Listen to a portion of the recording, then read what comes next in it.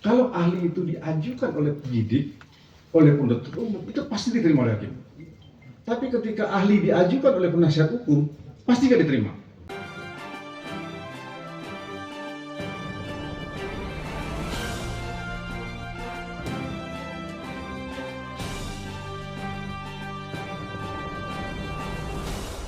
Kami ahli ini memang agak sedikit bisa dikatakan kecewa ya, atau mungkin juga bisa dikatakan sedikit apa ya, karena ahli ini nggak ada kejelasan. Ketika kita menangani sebuah perkara pidana, kalau ahli itu diajukan oleh penyidik, oleh penuntut umum, itu pasti diterima oleh hakim. Tapi ketika ahli diajukan oleh penasihat hukum, pasti tidak diterima. Kalaupun diterima, itu biasanya ada kepentingan. Ketika dia ingin membenarkan, baru diambil. Tapi ketika dia tidak membenarkan, itu tidak diambil. Nah, padahal keterangan ahli ini adalah alat bukti.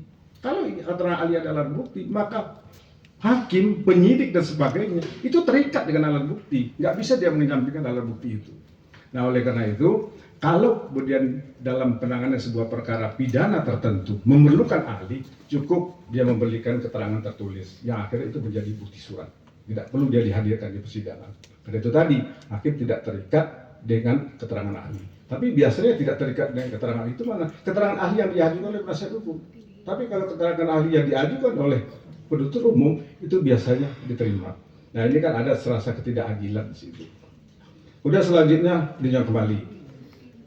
Kalau di dalam KUHP yang lama banyak ya alasan-alasan peninjauan kembali. Tapi setelah kami mempelajari juga peninjauan kembali, kami melihat terlalu banyak itu juga merepotkan, membuat sedikit Pak, takutnya kelewat. Yang ahli ini Pak menarik Pak. Selama ini kan kita sendiri kan memerlukan keterangan ahli Pak. Kita sebagai lawyer menangani perkara, ya apabila perkara yang ditangani misalnya interdisipliner ilmu ya, misalnya kita memerlukan ahli bahasa untuk menafsirkan ujaran, kan kita perlu juga menghadirkan ahli gitu, yang mengatakan ahli bahasa, ahli ahli budaya juga ya kan, yang menafsirkan bahwa yang dimaksud si tersangka ini bukan sebagaimana yang dituduhkan. Nah, kita perlu juga. Nah, kira-kira bagaimana gitu Pak? Nah, makanya justru itu kami menawarkan kan keterangan ahli dengan bukti surat kan dua hal yang berbeda. Walaupun itu bisa dilakukan oleh orang yang sama. Ketika dia memberikan keterangan secara tertulis, itu sama juga dengan keterangan ahli, tapi kedudukannya adalah bukti surat.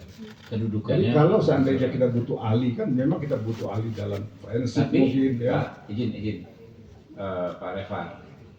Perlunya itu kan ketika kita sidang, kita menghadirkan dialog sehingga hakim itu bisa mendalami di persidangan ini terutama ahli-ahli yang kita hadirkan itu penting gitu loh. Atau di gelar perkara. Saya ingat waktu dulu gelar perkara kasus Ahok.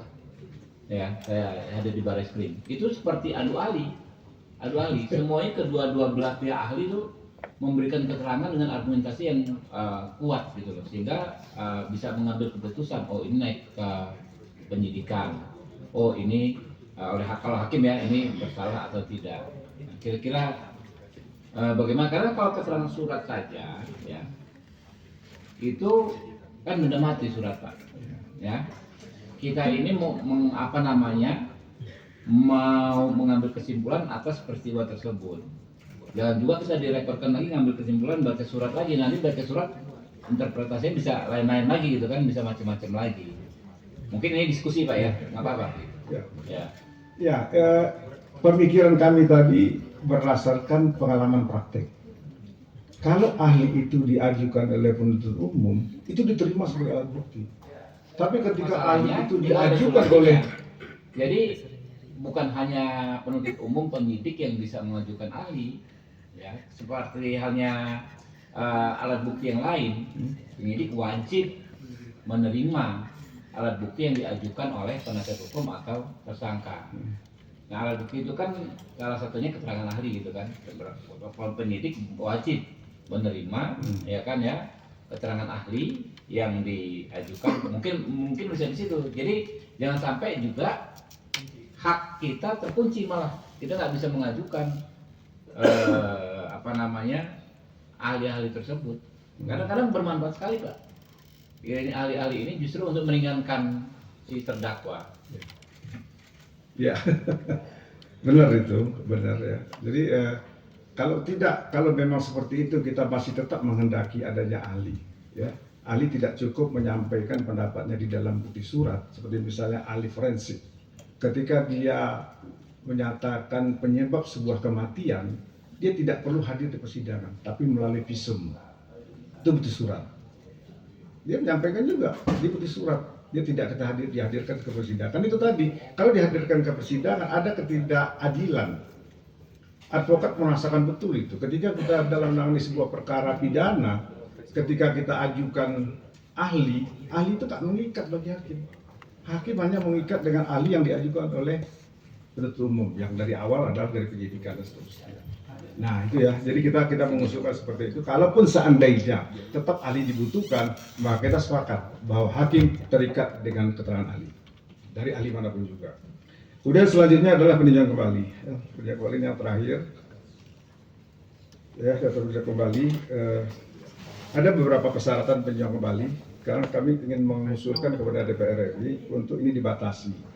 Karena terlalu banyak juga alasan peninjauan kembali akan mengakibatkan terlalu panjang mata rantai perjalanan sebuah perkara. Yang kedua, lama menunggu ke sebuah kepastian hukum. Dan yang ketiga juga mengulang-ulangi itu lagi. Seperti misalnya salah satu alasan PK adalah adanya kekeliruan hakim atau kekhilafan yang nyata. Ini hampir sama-sama dengan kesalahan dalam penerapan hukum dalam tingkat kasasi. Jadi kami mengusulkan hanya novum.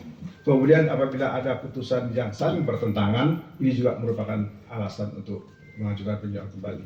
Kemudian untuk novum, kami berharap peninjauan kembali tidak dibatasi waktu dan hanya diajukan paling banyak 2 kali.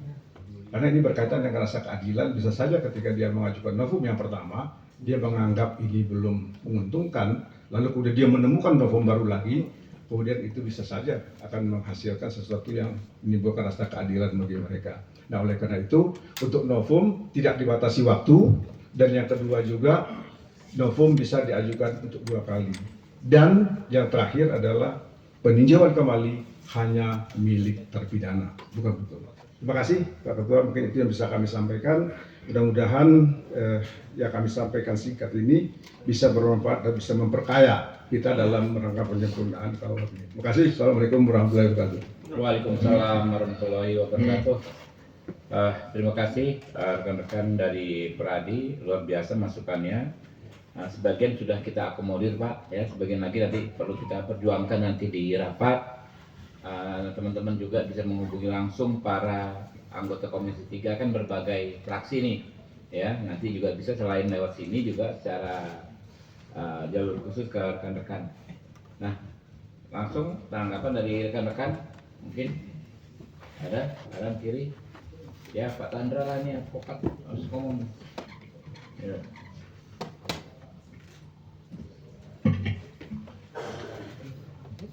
Terima kasih Ketua, anggota Komisi 3 yang saya hormati, dan rekan-rekan saya sendiri, dan Ketua LPSK yang kami hormati. Assalamualaikum warahmatullahi wabarakatuh. Shalom, salam sejahtera untuk kita semua. Saya sebenarnya bagian dari Peradi. Saya anggota Peradi, anggota IKADIN, ketuanya semuanya. Jadi apa yang disampaikan semua ini bagi saya apa yang timbul dalam praktek. Cuma ada beberapa hal yang kita harus pikirkan atas usulan ini. Bagi saya pribadi, dan terima kasih untuk Ketua, karena kami Komisi 3 ini selalu ingin mendapatkan informasi, selalu ingin mendengar dari semua lapisan masyarakat, termasuk dari organisasi profesi. Ada 2 ukuran. Ukuran pertama adalah bahwa kami ingin benar-benar mendapatkan informasi. Ukuran kedua adalah bagi saya pribadi bahwa kami ini bukan orang yang paling tahu mengenai masalah ini. Karena KUHP ini dibuat untuk jangka waktu yang lama. di dalam norma hukum yang mengatur mengenai norma tingkah laku, memang itu berlaku nullum delictum nullam puna sine praeva legitimum. Dinormakan di dalam pasal 1. Maka orang tidak dapat dihukum kalau tidak ada aturan. Tetapi norma yang mengatur mengenai kewenangan kebalikannya. Kalau tidak diatur berarti nggak boleh. Karena KUHP itu mengatur mengenai kewenangan, maka apa yang di luar KUHP nggak boleh. Karena norma yang mengatur mengenai kewenangan. Nah, berdasarkan dasar itu, ini ada usulan yang menurut saya agak berbahaya. Misalnya di dalam halaman berapa nih? Pasal 35, usulan butir 4. BAP yang dibuat dalam tekanan batal demi hukum. Nah, ini persoalan. Kita tahu nitik, vernitik bar, nitik van recht, ya, batal, dapat dibatalkan, batal demi hukum. Ukuran pertama, tekanan itu bagaimana? Saya orang Maluku, saya bicara agak keras. Apa itu saya menekan? Penyidik orang dari Batak ini ngomongnya keras gitu, apa menekan? Yang ukuran kedua, batal demi hukum. Ini kan persoalan. Di dalam pengertian saya, batal demi hukum itu artinya oleh hukum dianggap tidak pernah ada. Nah, ini persoalan. Jadi saya terus terang tidak menerima persoalan. Yang kedua, saya juga seorang advokat, bagian dari teman-teman semua. Tapi di dalam persoalan seperti ini kita harus hati-hati. Karena di antara membatasi kewenangan penyidik, penuntut dan hakim. Kalau hakim itu jelas saya secara pribadi sangat tidak setuju untuk dibatasi. Ya, ada prinsipnya tuh. The king can do no wrong. Ya, kalau putusan saya kurang tepat, banding aja. Kasasi aja. Tapi kalau hakim dibatasi, persoalan. Itu. Ya kan? Apalagi kalau kita bicara mengenai teori pembuktian. Negatif bevis teori. Ya. Ini kan persoalan. Nah, itu jadi bagi saya ini persoalan yang harus kita pikirkan baik-baik. Jangan sampai kemudian kita terlalu mengutamakan kebebasan sehingga akhirnya ya penyidik itu nggak bisa bekerja. Ya, Profesor Ungaro di dalam bukunya Critical Legal Studies sudah bilang Amerika tuh kewalahan banget, sangat kewalahan. Ya, toh? Apalagi kemudian muncul seperti namanya Miranda Rules, ya. Polisi datang nangkap, sebelum nangkap baca hak-haknya, habis baca dia udah lari, ya kan? Nah, ini persoalan yang mestinya rekan-rekan sebagai praktisi itu, kita ini penegak hukum. Advokat itu bukan untuk membela orang salah, tapi untuk menegakkan hukum. Artinya bahwa kita jangan sampai di dalam persoalan ini terlalu menekankan tentang kebebasan sehingga menyebabkan penyidik itu tidak dapat bekerja. Ya kan? Nah, itu. Lalu yang berikutnya mengenai penyadapan, saya setuju. Karena penyadapan ini bisa masuk sampai ke ruang pribadi kita. Masuk ke kamar tidur kita, yang mulia Sekjen Kando saya. Beliau ini orang sakti, baru habis sakit sudah muncul di sini. Luar biasa sakti. Saya setuju untuk dihapus. Kecuali pidana khusus. Ya, itu memang extraordinary crime yang kita hajar aja. Lalu yang berikutnya mengenai mendapatkan berita acara pemeriksaan dan apabila tidak diberikan mengakibatkan pemeriksaan tidak sah. Nah, ini pusing ini. Tidak usah demikian. Dicatat wajib mendapatkan berita acara pemeriksaan. Secara kontrario kalau nggak dapat ya itu kita persoalkan. Ya kan? Begitu ya. Kalau saya jangan ada kata-kata pemeriksaan tidak sah. Yang tadi mengenai imunitas itu sudah masuk. Saya bersenang saja sebagai seorang advokat, senang. Tapi kalau kita tinjau dari segi teoretik, sebenarnya imunitas ini kan tidak ada. Ya mohon maaf ini Pak Jaksa, saya mempersoalkan jaksa tidak dapat ditangkap atas izin dari Jaksa Agung. Saya persoalkan. Di dalam hukum pidana nggak dikenal imunitas. Ada alasan pembenar, ada alasan pemaaf. Orang yang menjalankan undang-undang tidak dapat dipidana, kan ada itu. Orang karena daya paksa, ya tidak dipidana, ya kan? Nah, tetapi kalau dimasukkan sebagai advokat senang aja, ya kan? Oke, itu. Nah, kemudian mengenai keterangan ahli, kita ini kan sudah mau maju ke depan, ya. Kalau orang biasa bilang scientific investigation, ya saya menonton satu film fiktif, ya di Amerika itu ya. Ada orang yang memperkosa orang, ya kan? Nggak bisa dibuktikan. Ternyata setelah polisinya datang ini, ya mohon maaf ini, ada bulu kemaluannya yang di situ. Cek. Ya kan? Yang kedua, misalnya di dalam kasus yang lain yang sampai sekarang kita masih ribut, kasus siapa itu yang racun itu. Menurut saya, ya, penyidik itu tidak dapat menentukan penyebab matinya orang. Penyebab mati tidak ada. Sianida itu ada di lambung.